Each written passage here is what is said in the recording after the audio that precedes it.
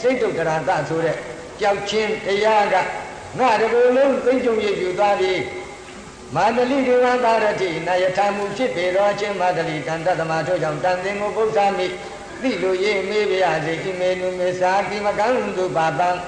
ယေမေသနာမုဒ္ဒဂရိသဘက္ခာမာတလိအချင်းမာတလိနာသ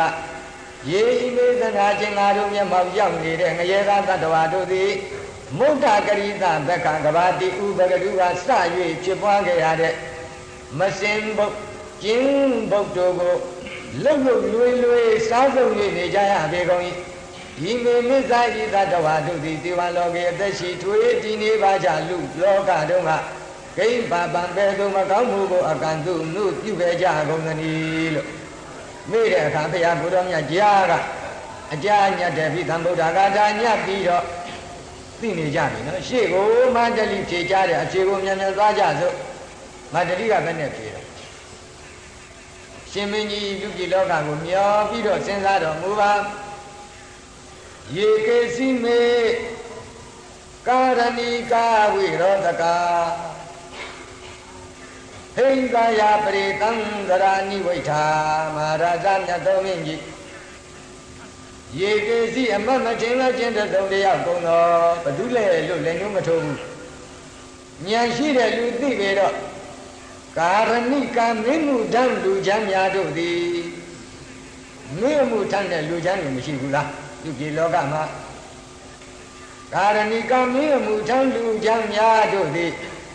ဝိရောဓကကျေးဇူးရှင်တို့အပေါ်ကျေးဇူးချင်းသဘောရှိကြကုန်၏ကြည့်၍ဘာလို့တော့ဟိန္တာယပရိတံသူတစ်ပါးကျေးဇူးရှင်များတို့အားဟိန္တာယညင်ပန်းနှိမ့်ဆက်ဖို့ရန်သဒ္ဒါခါခသိနိဝိထာနှလုံးသွင်းနေကြပေကုန်၏လူပြည်လောကမှာရိုက်နိုင်တယ်ပုတ်နိုင်တယ်ခုတ်နိုင်တယ်ထစ်နိုင်တယ်တတ်နိုင်တယ်ဖြတ်နိုင်တယ်ဆိုတဲ့အာနာလက်ရှိဖြစ်ကြတဲ့အမှုတန်းလူချမ်းတွေတဲကကျေးဇူးမသိတတ်တဲ့ပုဂ္ဂိုလ်တွေရှိတယ်တဲ့အဲ့ဒီပုဂ္ဂိုလ်တွေရဲ့စိတ်ထဲမှာဖြင့်ငါဟာဒီပုဂ္ဂိုလ်ရဲ့အိမ်ကိုတစ်ကြိမ်စားဘူးပါလားတစ်ကြိမ်ရေတောက်ဘူးပါလားသူရဲ့အရိတ်ကိုတမေးတမိတ်ငါခိုးခဲ့ဘူးပါတကားလို့အဲ့ဒီလိုရှေးကစားဘူးတောက်ဘူးကျွေးဘူးနွေးဘူးနေရာထိုင်ခင်းပေးဘူးတဲ့ပုဂ္ဂိုလ်တို့ရဲ့ကျေးဇူးကိုလုံးဝမတောက်မထားပဲနဲ့သူတို့မှအကွက်ပေါ်ပါစေတခါတော့မျက်နှာကြောကြီးတင်ပါပြီနှစ်ချိန်ကြောကြီးတင်ပါပြီဒါမြို့တို့တော်တို့မဆိုနေရာနဲ့နေရာနဲ့တွေ့နိုင်မိမိကတော့ဟုတ်လားမိမိမှာတစုံတရာအကြောင်းအမှုခင်မဖြစ်ခင်ဩမိတ်ဆွေဆိုတာရှိတယ်ဟဲ့ဟုတ်လားကုန်းတဲ့ကလည်းမိတ်ဆွေရှိတယ်နဲ့မင်းနဲ့ဆိုတဲ့ကလည်းမိတ်ဆွေရှိတယ်နဲ့အကြောင်းရှိရင်ထိုက်တယ်လားအခုညီရအောင်ဆိုပြီးတဲ့ကံလားစောစောစီးစီးကဟုတ်လားကျွေးလို့မွေးလို့ပေးလို့ကောင်းလို့ပြုလုပ်ထားတဲ့ကျွေးမွေးပေးကမ်းထားတဲ့အမှုထမ်းလူချမ်းတွေရှိအဲ့ဒီအမှုထမ်းလူချမ်းတွေဒီစောစောကပြောတဲ့ကျေးဇူးရှင်တွေရဲ့အပေါ်၌တို့လိုပြောကြပါဆိုရဲ့ခိုးရပါပစ္စည်းလေးခိုးရပါပစ္စည်းမှမသိလို့လက်ခံထားတဲ့အမှုပေါ်လာဒီအိမ်ထဲမှာခိုးလာတဲ့ပစ္စည်းတစ်ခုတယောက်ယောက်ကသွန်းလာလို့ဒီမှာပစ္စည်းတစ်ခုရောက်လာရင်ဒီအိမ်ကခိုးရပါပစ္စည်းလက်ခံမှုနဲ့စောစောကကျေးဇူးရှင်ခေါ်သွားအဲ့ဒီအချိန်မှာသူတို့မျက်နှာဒီဘလောက်မြတ်ကျမ်းတယ်လေအတိမဟုတ်တယ်လို့ပဲရိုင်းရိုင်းဆိုင်ဆိုင်ပြောတယ်ရိုင်းရိုင်းဆိုင်ဆိုင်ပြေးတယ်ရိုင်းရိုင်းဆိုင်ဆိုင်နှိမ့်ဆက်တယ်ဒီသတ္တဝါတွေရှိတယ်မဟုတ်လားအရှင်မင်းကြီးဒါပြောတယ်ပရိသံသူတစ်ပါးတို့အာဟိန္စာယညင်ပန်းကလူနှိမ့်ဆက်မှုဖို့ရန်အတွက်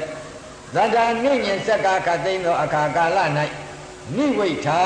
နှလုံးသွင်း၍နေကြကုန်၏ဘယ်လိုရရဘယ်လိုနှိမ့်ဆက်ရပါကျေးဇူးရှင်ကျေးဇူးမထအဲ့ဒီလိုလုပ်ခဲ့တဲ့ပုဂ္ဂိုလ်တွေမရှိဘူးလားရှိဒီလုဒ္ဓကမ္မပသဝတ္တပါပံမိတ္တတုနော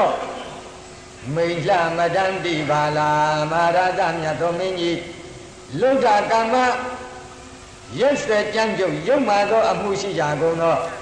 ဒေထိုအမှုတန်းမင်းမှုတန်းလူတရားတို့သည်ဘာပံရုပ်မာတဲ့မကောင်းမှုအကုသိုလ်ကိုဘယ်လိုအကုသူကျေးဇူးဆွတ်ချင်းခြေချက်ချင်းဆိုတဲ့မက္ခခေါ်တဲ့မကောင်းမှုအကုသိုလ်ကိုဘန္တဝတ္တဝါနေရှိကြလျာဆင့်ငါဟိုကျေးဇူးရှင်လည်းမထောက်ဟိုကျေးဇူးရှင်လည်းမထောက်ပွားခဲ့ပေသောကြောင့်ဒီဘာလာထိုသူမိုက်တို့သည်မိန်လံမုဒ္ဒဂရိတငရဲဝေကဘာပကတုပကာကဘာတိဥပကတုကစ၍ဖြစ်ပွားခဲ့တဲ့အလွန်ပုတ်လောင်းမကောင်းလဲမကောင်းမိလျံတွေချောင်းချောင်းထား၍နေတဲ့ကျင်ငယ်ကျင်ကြီးကိုအတန်းတိစားတော့ကြရပေကုန်၏မစားချင်လည်းမနေရစောစောကကိုယ်ကကျွေးခဲ့မွေးခဲ့ပြီမဲ့ကိုယ်မှာတစုံတရားအစွမ်းအကြီးရှိရင်မျက်နှာကြီးတင်းသွားပြီ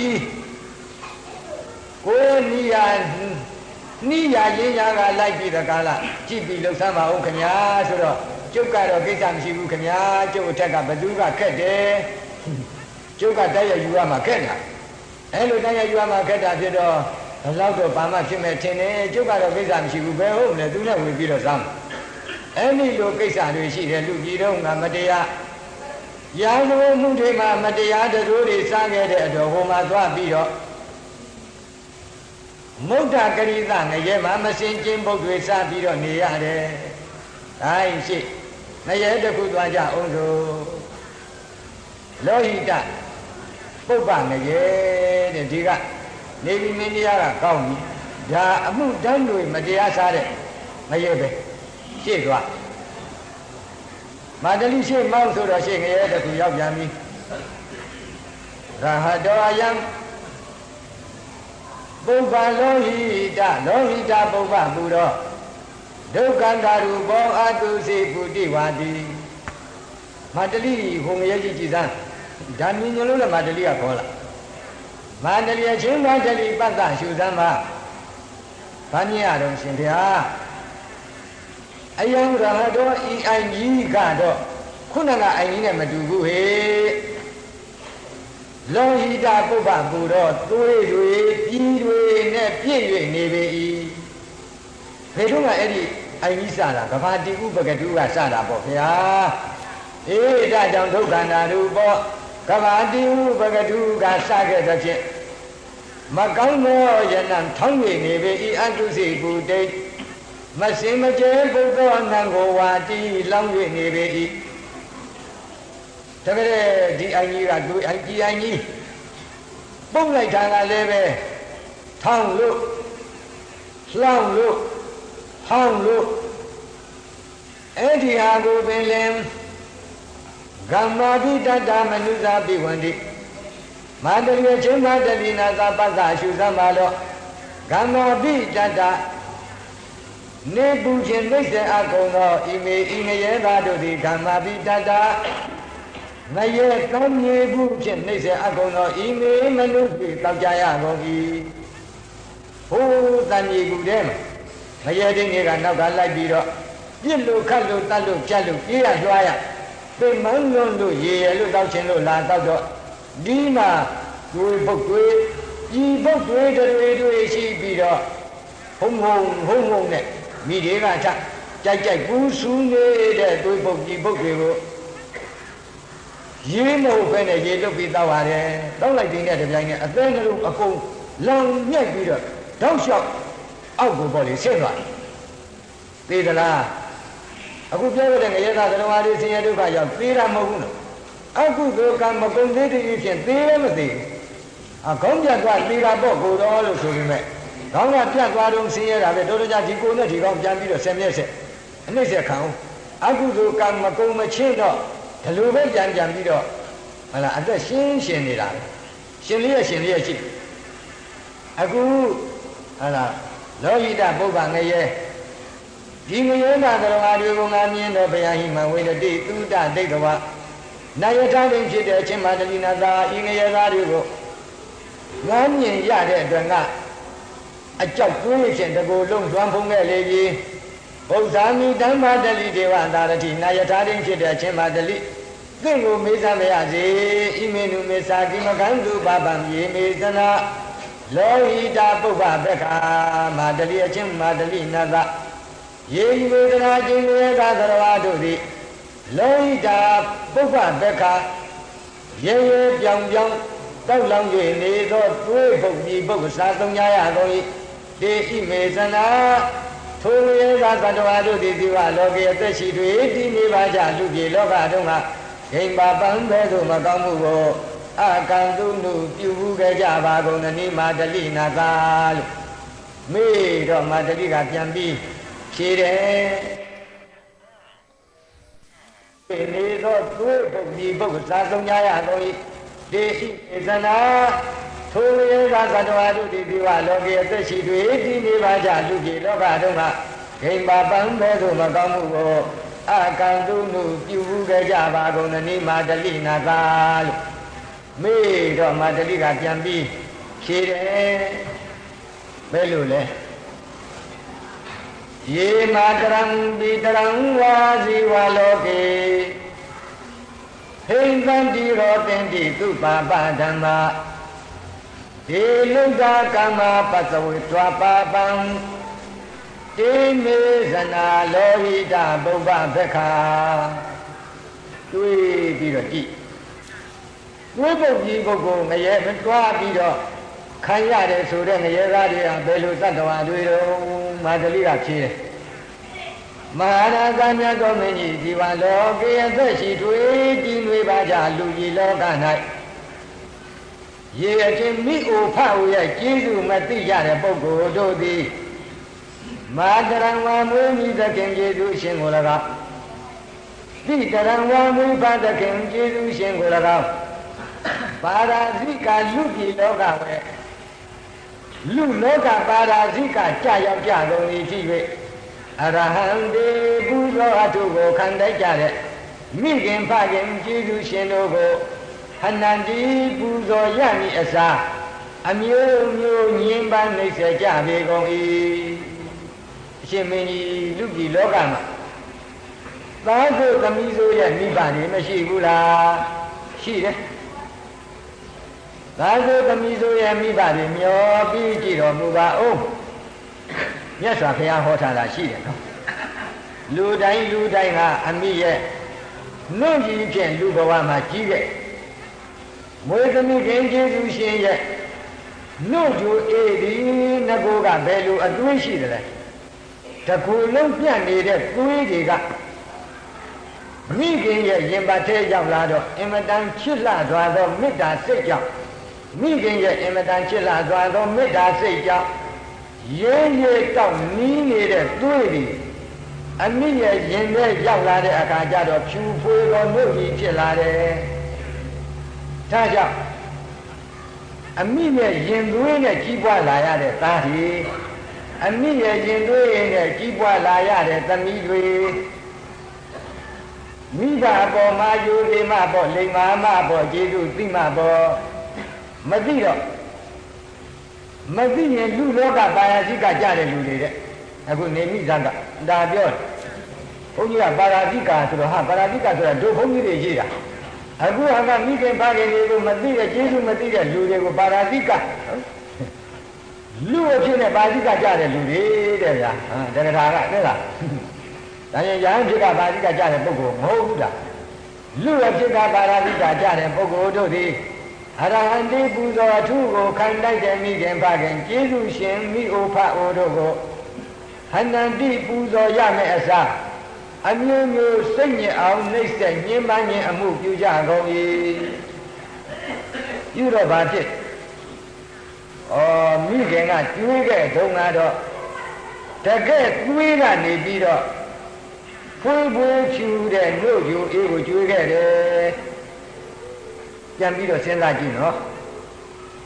အမိရှိတဲ့ပုဂ္ဂိုလ်ကြီးတယ်ပဲအမေရဲ့တွေ့ပြီးရင်သားတဲ့ရောက်တော့မေတ္တာအစွမ်းကြောင့်အင်မတန်ညီညွတ်တဲ့တွေ့ပြီးဖြူဖွေးသောနှုတ်ကြီးဖြစ်ပြီးတော့ဆင်းခဲ့တယ်အဲ့ဒီအမိမှာတွေးမှဖြူဖွေးသောနှုတ်ကြီးရဖြစ်ပြောင်းလာတဲ့ သွေးကိုသုံးဆောင်ခဲ့ရပြီးအဲ့ဒီသွေးရဲ့နှုတ်ကြီးရဲ့သွေးကိုလှလာကြီးမဆက်ပဲနဲ့ကျေးဇူးကံတဲ့အတွက်တေလုဒ္ဒကမ္မပကဝတ္တပါပံဒေမေသနာလောဟိတပုဗ္ဗဘက္ခာမဟာရသမြတ်သောမင်းကြီးလုဒ္ဒကမ္မကျေးဇူးကြံ့ကြုံယုံမှတော်မူရှိကုန်သောတေထုမိကျေးဇူးဖကျေးဇူးကိုမသိတတ်တဲ့ပုဂ္ဂိုလ်မိကျေးဇူးဖကျေးဇူးကိုမသိတတ်တဲ့လူပြည်လောကပါရာဇိကသမားတို့သည်ပါပံမိအဘကိုညင်မနှိမ့်ဆက်မှုဒုစရိုက်အကုသိုလ်ကိုပတဝတဝါပွားများခဲ့သောကြောင့်ဒေဟိမေတနာထိုလူတို့သည်လောဟိတပုဗ္ဗဘက္ခာသွေးဘုတ်ဒီဘုတ်တွေကိုရဲရဲပြောင်းပြောင်းတောက်လောင်ပူလေးရဲ့စားရတောက်ကြရကုန်သည်ဝန်တီးဖြစ်ကုန်၏အမေကျွေးတော့ကတော့အင်မတန်အေးမြတဲ့လို့ကျူအေးကျူလို့ဖွေးလို့အဲ့ဒီအမေကျေးဇူးအဖကျေးဇူးမဆက်တဲ့အတွက်မဆက်တဲ့ပြင်မိဘတို့ကိုအမျိုးမျိုးစိတ်ဆင်းရဲအောင်ကိုယ်ဆင်းရဲအောင်ညင်မနှိမ့်ဆက်တဲ့အတွက်သွားပြီလူပြေတုံးကသွေးကြည်ကလေးတောက်ရတယ်ဟိုကြတော့သွေးပုတ်တောက်လူပြေတုံးကအင်မတန်အေးမြတဲ့ဖွေးဖွေးရှူတဲ့အမိရဲ့နှုတ်ရည်ကြည်ကလေးတောက်သွားပြီကျေးဇူးမသိတဲ့လူကြတော့အဟိုမှာပြည်ပုတ်တွေတောက်ဒီပုတ်တွေမှာပူလိုက်တာကတွန်းရောက်တယ်ဆိုလို့ရှိရင်တောက်လျှောက်ကြီးဦးတွေလောင်ပြီးတော့အောက်ကိုတောက်လျှောက်ထွက်သွားတယ်အားလုံးဘယ်လောက်ရှိပါမလဲဆိုတော့ငရဲကဘုန်းကြီးတို့30နဲ့နှခမ်းရှိဒီတော့ငရဲကဟာအမှန်အားဖြင့်ပုဂ္ဂိုလ်ရဲ့စိတ်ကိုပေါ့လေအကုသိုလ်ပဲကိုမပြည့်ဝအောင်ထိတ်လန့်တရားပရိယတိသာရဗိမာန်ကြီးပေါ်မှာတော့လူတွေအကုသိုလ်တွေကြောက်အောင်ဘုန်းကြီးနေမိစငရဲကံ30နှခမ်းဖြင့်ဟောပြီးပြီအဲ့ဒီငရဲကံ12ခုမြောက်ငရဲကံကစပြီးတော့ရောက်တော့စိတ်ထဲမမှန်ပြီးတော့ကြည်သမ်းပါဦးနေမိမင်းတရားကြီးဗမာတလိနတ်သားနတ်ယထာနဲ့ငရဲတွေလျှောက်ပြီးတော့ပြရတာ7မျိုးကုန်နဲ့ဗဒ္ဓမဝတ္တရဏီငရဲကျင်းပိုက်ချောင်းငရဲဒုတိယမကာကောလငရဲကြီးရဲကြီးတွေဆွင်ရဲကြီးတွေဓာတွေအကြိုက်အခဲခံရတဲ့ငရဲတတိယမေခန္ဓာဟတငရဲသတုထမေအင်္ဂါရကာတုငရဲပင်သမမလောဟဂုံဒီငရဲ၎င်းနောက်မှာလုဒ္ဒတိရငရဲ၎င်းနောက်မှာဘုဇပါဏိငရဲ၎င်းနောက်တတိဟတငရဲ၎င်းနောက်ဝိလကတငရဲ၎င်းနောက်မှာဘုဗ္ဗလောဟိတမုဒ္ဒကရိကငရဲ၎င်းနောက်မှာပုဗ္ဗလောဟိတငရဲလို့ငရဲ7ခန်းပြီးခဲ့12ခုမြောက်ကြတော့ဝံကဂတတငရဲလို့ခေါ်တဲ့သံဃာများကြီးတွေစားဝါနေရတဲ့ငရဲလို့မာတလိနတ်သားပို့ဆောင်လို့နေမိမင်းကြီးရောက်တော့နေမိမင်းကြီးမြင်ရတဲ့ဒီဝံကဂတတငရဲကငရဲသားတွေရဲ့ခန်းနေရဘုံကိုသူမေးတဲ့စကားနဲ့ပဲတွေးပြီးတော့မျက်မြင်ဖြစ်အောင်ကြည့်ရဇိဝံသဗ္ဗတဗလိတေနဝေဒံဝိယတံယထာသိကုတတေနသမံဘန္တန္တိမိသဝထလံမိခိတာမုံသံတိခေလံရုဒ္ဓမာနာတိမေတိနိမိမင်းကြီးကြီးသူမြင်တာကိုကြည့်ပြီးတော့မာတလိယထာမှုကိုမေးမာတလိအချင်းမာတလိနန္တာ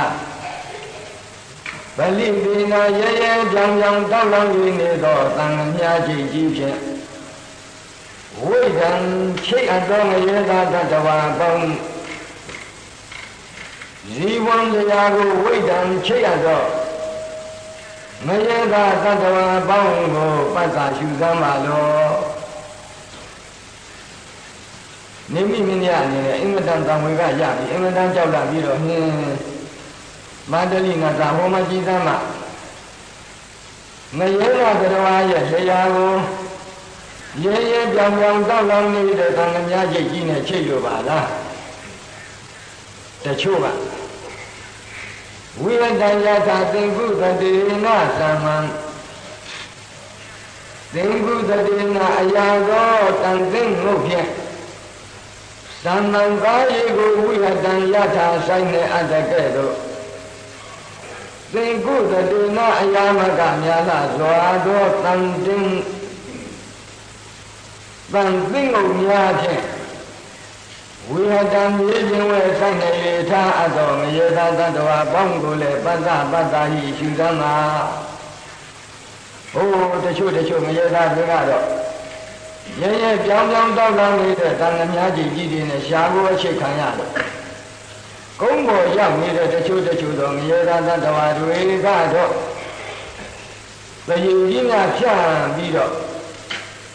အရာတော်မုတ်တို့ဖြင့်ရိုက်ထားတယ်လို့ရဲရဲပြောင်းပြောင်းတောက်လောင်နေတဲ့တန်တစုံတန်သိငုတ်တို့ဖြင့်လက်ကရောခြေကရောဝမ်းရောခေါင်းရောနေရာအနှံ့အပြား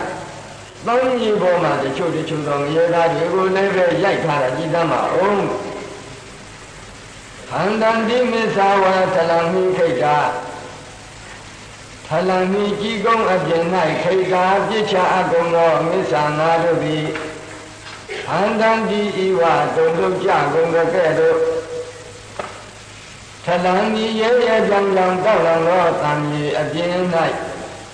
ခိတ္တာပြစ်ချအကုန်၏ဖြစ်၍ခန္ဓာတိတချို့မြေသာတ္တဝါတွေတလူလူတလွတ်တော့တုံးလုံး၍နေပါလေကုန်၏တချို့ကလည်းပဲကုန်းပေါ်တင်ထားတဲ့ငါးတို့တလူလူတလွတ်လို့တစ်ဖြတ်ဖြတ်တလန့်လန့်ဟိုခုံဒီခုံနဲ့ဒီလိုဖြစ်နေတာလေအမောင်မတတိမြင်လို့မဟုတ်လားမုံသံဒီခေလံရုဒ္ဓမာနာတိမေတေဧကေယချူသောမယေသာသတ္တဝါတို့ကတော့ရုဒ္ဓမာနာပြီးထိုင်စွာငိုကြွေးကြကုန်ရဲ့ခေလံတန်တွေကိုမုံသံဒီတတွေတွေယူစီစေကြပေကုန်၏တချို့မယေသာသတ္တဝါတွေကတော့တဲ့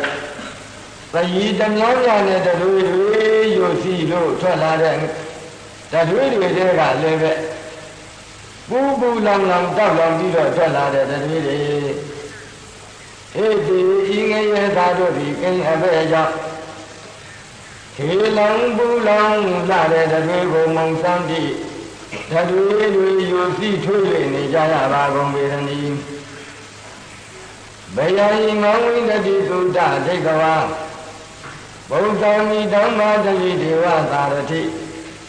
ဣမေနုမေသာကိမကံတုပါပံယေမေဇနာဝံကကတတတယံတိမန္တလိအချင်းမန္တလိနတဣမေဤငရေသာတတဝါတို့ကိုဒိဋ္ဌဝါမြောထင်ငါတွေ့မြင်ရခြင်းကြောင့်မင်္ဂရကုလုံးကိုဗယံသေဘဝံတုံအေးကြောက်ရွံ့ခြင်းဆိုတဲ့စိတ်တို့တရားသာဖြစ်ပြီးဝိန္ဒတိသူဥစ္စာနိတုအရာယူခဲ့လေပြီဒီငရေသာမြင်ရတဲ့အတွက်ငါတကူလုံးကြောက်သွေးကိုထုံးပြီးတော့ငါရဲ့တကူလုံးအဖြစ်ကြောက်ချင်းဆိုတဲ့တရားရဲ့ဥစ္စာဖြစ်ကိုရောက်သွားပြီတန်တတမထို့ကြောင့်ဒေဝပါရတိနယထာရိဖြစ်ပါသောမာတလိအချင်းမာတလိနတတန်သိငိုဗုဒ္ဓမီတိလိုရေးနဲ့မေးပြရစေရေကြီးမေဇနာကျင်ရေသာတတဝါတို့သည်ဝံကကတတာရဲရဲပြောင်ပြောင်တောင်းတော့သံဃာကြီးကြီးတို့ကိုသာအမျိုးအကုန်၏ဖြစ်၍တရားဒီရဲရဲပြောင်ပြောင်တောင်းတဲ့တောက်ပြောင်ရဲရဲအင်းကြီးတဲ့ဝဲလျောင်းလဲ၍နေကြရပေကုန်၏ဣမေမေသာဤတတဝါတို့သည်ဒီဝါလောကေသက်ရှိထွေတည်နေပါကြလူလောကတို့မှာဂိမ်ပါပံအဘဲသို့သောယမမှု အကုသိုလ်ဒုစရိုက်အစွတ်ကိုအာကံတို့ပြုမှန်းခဲ့ကြပါကုန်သနည်းလို့မာတလိနာသားကမွေးတဲ့အခါမာတလိနာသားကပြန်ပြီးတော့ဖြီတဲ့စကားမရောက်ခင်အလေကောင်းကအဘိဓမ္မုဒ္ဒဂါထာတန္တာပုထုံဝိယာကတိမာတလိဒေဝသာရတိဝိပါကံပါပကမနံဇာနံဧကတိဒါနတော်အဘိဓမ္မုဒ္ဒဂါထာတရားဘုရားကိုယ်တော်မြတ်ကြားကညှက်ပြီးတော့စကားဆက်ပြီးရမေခဝေကံတော်များအိုချေသားတို့ပုဒ်တော်သိလို့ရေးဖြင့်နေအပ်ပါသည်သောဒေဝသာရတိနာယထာတိဖြစ်ပြီးသောမာတလိနာသာတိဓမ္မဒုနိမိမိတရားအာဝိယာကာတိအဖြေစကားပြောကြားခဲ့သည်ပါပကမ္မနံမကောင်းမှုအကုသိုလ်ကံတို့၏ဝိပါကံအကျိုးဝိဘက်ကိုဇာနံတို့ပိုင်းခြားခြင်းသိမြင်သည်ဖြစ်၍အာဇာနတော်သိတော်မမူသောမိမိမင်းတရားအားအခါသီးအဖြစ်စကားအမှန်တိုင်းပြောကြားခဲ့သည်ဘယ်လိုပြောကြတော့ဆိုတော့ယေကုသိသန္တာနာကတာမနုဿာဧကေနာဧကံကယံဟာကယံတိ